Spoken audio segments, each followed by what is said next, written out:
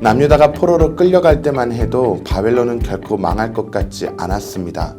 하지만 바벨론도 무너졌습니다. 바사가 바벨론과 싸워 승리를 거두었습니다.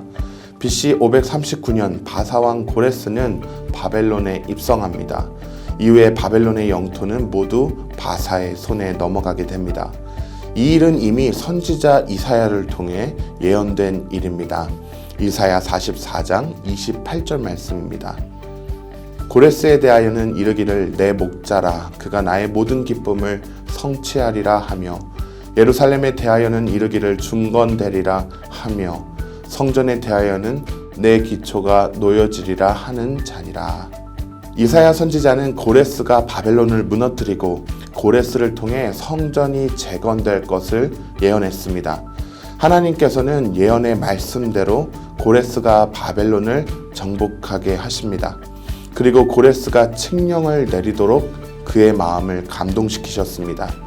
고레스는 예루살렘으로 돌아갈 사람은 얼마든지 돌아가도 좋다는 칙령과 함께 예루살렘 성전을 재건하라는 칙령을 내립니다. 고레스의 칙령도 이미 앞서 예언된 일입니다. 예레미야 25장 11절에서 예레미야는 포로기가 70년이 될 것을 예언했습니다. 하나님께서 예레미야를 통해 하신 말씀이 그대로 이루어졌습니다. 유다 백성이 70년 만에 예루살렘으로 돌아오게 되었습니다. 고국을 그리워하던 백성들에게 고레스의 칙령은 그야말로 기쁜 소식이었습니다. 유다 백성들은 총 3번에 걸쳐 귀환하게 됩니다. BC 537년에 1차 귀환이 이루어집니다. 49,897명의 사람들이 예루살렘으로 돌아옵니다. 다윗의 자손이며 유다 왕족이었던 스룹바벨이 백성들을 인솔했습니다. 예루살렘에 도착한 스룹바벨은 유다의 총독으로 무너진 성전을 재건합니다. BC 458년에는 2차 귀환이 이루어졌습니다. 에스라가 1773명의 사람들과 함께 예루살렘으로 돌아왔습니다. 예루살렘으로 돌아온 에스라는 큰 충격에 빠집니다. 성전을 재건하고 신앙이 회복되어져 있을 줄 알았는데 유다 백성들이 이방 여인과 결혼하여 함께 생활하고 있었던 것입니다. 심지어 제사장과 레위 사람도 이방 여인과 결혼하여 함께 지내고 있었습니다. 에스라는 속옷과 겉옷을 찢고 머리털과 수염을 뜯으며 주저앉았습니다. 에스라가 울며 죄를 자복할 때 많은 백성들이 함께 통곡합니다. 이후에 에스라는 신앙개혁 운동을 펼치게 됩니다. 한편 3차 귀환은 BC 444년 느헤미야를 중심으로 이루어졌습니다. 느헤미야는 예루살렘 성벽을 재건하는 일에 집중했습니다. 이렇게 총 3번에 걸쳐 포로 귀환이 이루어졌는데 에스라서는 이 중에서 1차 귀환과 2차 귀환의 역사를 기록하고 있습니다. 1장부터 6장까지는 1차 귀환, 7장부터 10장까지는 2차 귀환입니다. 그럼 지금부터 에스라를 좀 더 자세하게 살펴보겠습니다. 에스라 1장은 역대하 마지막 36장과 이어집니다. 고레스가 칙령을 내리는 것으로 역대하가 끝이 났는데 에스라는 고레스가 칙령을 내리는 것으로 시작합니다. 고레스는 유다 백성이 예루살렘으로 돌아가는 것을 허락했습니다. 또한 성전을 건축하라고 명령합니다. 세계사에서 고레스는 관용 정책을 펼친 왕으로 알려져 있습니다. 종교의 자유를 허락하고 일정한 지역에서 자치를 허락했습니다. 하지만 성경은 고레스의 관용에 초점을 맞추지 않고 그 전에 하나님께서 역사하셨음을 말씀하고 있습니다. 하나님께서 고레스의 마음을 감동시키셨고 그 결과 유다 백성들은 예루살렘으로 돌아오게 된 것입니다. 비록 죄 가운데 멸망한 이스라엘 백성이지만 여전히 하나님은 그들을 사랑하십니다. 하나님은 그들에게 하신 말씀을 잊어버리시지 않고 그 말씀을 이루시는 것입니다. 고레스의 칙령이 있었지만 모든 백성들이 다 돌아온 것은 아닙니다. 바벨론에 정착한 사람들 중에는 예루살렘으로 돌아가지 않으려는 사람들이 많았습니다. 결국 49,897명의 사람들이 예루살렘으로 돌아왔습니다. 비록 숫자는 5만 명에 불과하지만 이들의 헌신은 정말 대단했습니다. 고국을 돌아온 백성들은 제단을 쌓고 번제를 드렸습니다. 또한 율법대로 제사를 드리고 절기를 지켰습니다. 성전에 기초를 넣을 때 예복을 입은 제사장들이 나팔을 들고 아삽의 자손들은 제금을 들고 서서 하나님을 찬송했습니다. 백성들도 함성을 지르며 하나님을 찬송했습니다. 모두가 기뻐했습니다. 하지만 그 자리에는 기뻐할 수 없는 사람도 있었습니다.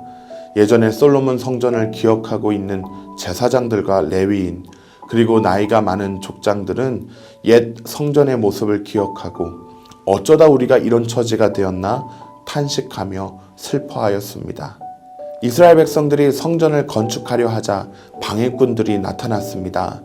남유다가 멸망하고 그 자리에 강제로 이주되어 살고 있던 이방인들이 와서 성전 재건을 방해하였습니다.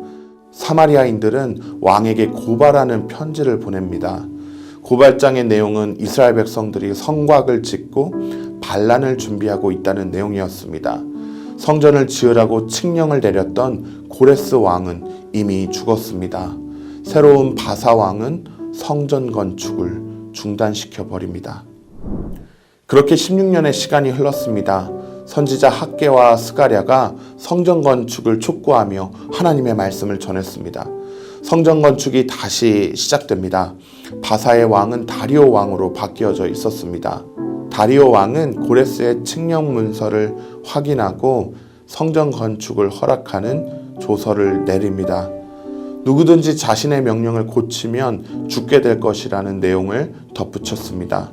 또한 성전 공사에 필요한 비용을 제공해 주면서 속히 성전 재건이 이루어질 수 있도록 도와주었습니다. 그리고 마침내 성전 건축을 시작하고 20년 만에 성전이 재건됩니다. 솔로몬 성전에 비하면 규모도 작고 화려하지도 않았습니다. 하지만 하나님의 말씀대로 성전이 재건된 것에 감격하며 성전 봉헌식을 했습니다. 제사장들은 이스라엘 지파의 숫자대로 순염소 12마리를 속죄제로 하나님께 드립니다. 약 60년 뒤에 에스라가 두 번째 귀환을 이끕니다. 에스라는 바사의 행정장관으로 예루살렘에 파견되었습니다. 아닥사스다 왕은 에스라와 함께 유다 백성들이 자유롭게 귀환할 것을 허락했습니다. 또한 하나님께 드릴 예물과 성전을 위해 필요한 물품들을 가져갈 수 있게 해주었습니다. 에스라는 기쁜 마음으로 예루살렘에 돌아왔습니다. 하지만 예루살렘에 도착한 에스라는 백성들이 이방 여인들과 결혼한 것을 보고 크게 슬퍼합니다. 이방인과의 결혼은 곧 우상을 섬기는 죄로 이어집니다. 우상을 섬기다가 멸망하여 70년 동안 포로 생활을 하고 돌아왔는데 또 이방 여인들과 결혼하고 있으니까 에스라는 너무나 속상하고 답답했던 것입니다. 에스라는 이스라엘 백성들의 죄가 마치 나의 죄인 양 가슴 아파하며 하나님께 회개합니다. 이 모습을 바라보는 백성들도 함께 통곡했습니다. 제사장의 가문에 태어나 율법에 능통했던 에스라는 기록된 말씀을 따라 이방 여인들을 다 내쫓습니다. 에스라는 이스라엘 백성들에게 율법을 가르치고 이스라엘 백성들은 에스라의 가르침을 따르게 됩니다. 스룹바벨이 성전 재건을 위해 애를 썼다면 에스라는 신앙개혁을 위해 헌신했던 인물입니다. 하나님은 때에 맞는 지도자를 세워주시고 이스라엘 백성들을 인도해 주셨습니다. 또한 그 시대 가장 큰 권력을 갖고 있는 제국의 왕들도 하나님의 주권 아래 있음을 보여주셨습니다. 오늘날에도 하나님께서는 공동체의 회복이 필요할 때 스룹바벨을 찾으시고 에스라를 찾으십니다. 에스라를 읽으면서 저와 여러분도 이 시대에 스룹바벨과 에스라로 쓰임받기를 간절히 소망합니다. 에스라를 더 자세하게 알고 싶은 분은 레츠 통독 에스라 편을 누르고 직접 에스라를 읽어보시길 바랍니다.